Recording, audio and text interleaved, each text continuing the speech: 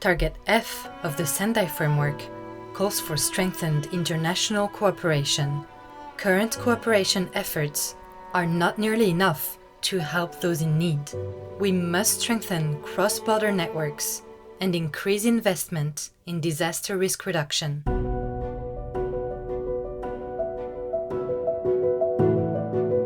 Donors and international financial institutions can and should do more to integrate disaster risk reduction in their development assistance, and also to direct investment to where enhancing resilience is most critical.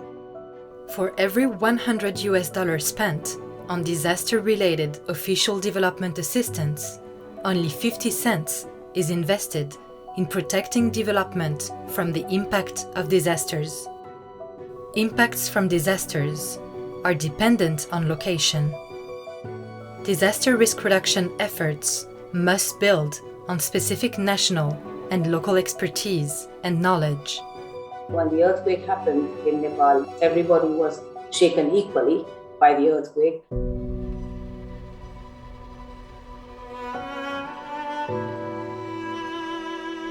But the impact that people felt, depending on where they were, whether they were women, whether they were people with disability, the way they experienced that disaster and the aftermath and the rehabilitation varied.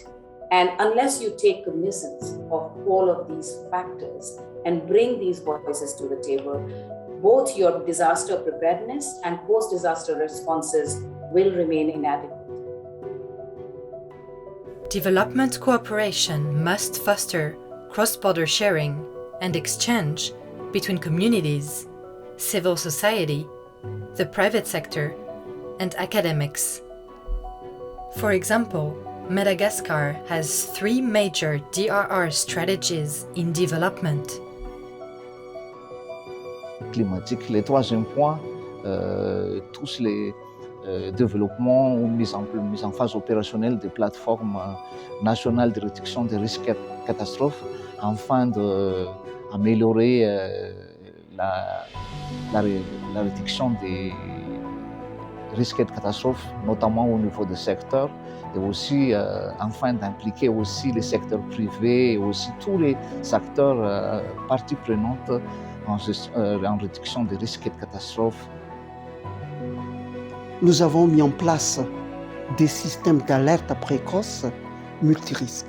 C'est pour agir plutôt bien avant la survenue d'une éventuelle catastrophe. En tout état de cause, nous pouvons témoigner que ces actions anticipatives ont pu aider à sauver des vies et atténuer les impacts négatifs de ces catastrophes. Je pense qu'il est important que toutes les parties prenantes soient impliquées parce qu'on a besoin d'un partenariat fort.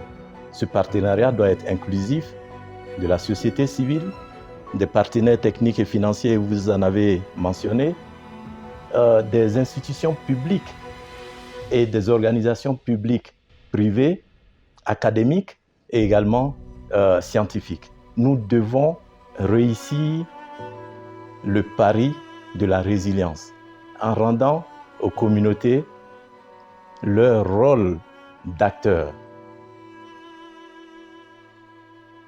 So there's a Kosi Basin which faces frequent flooding.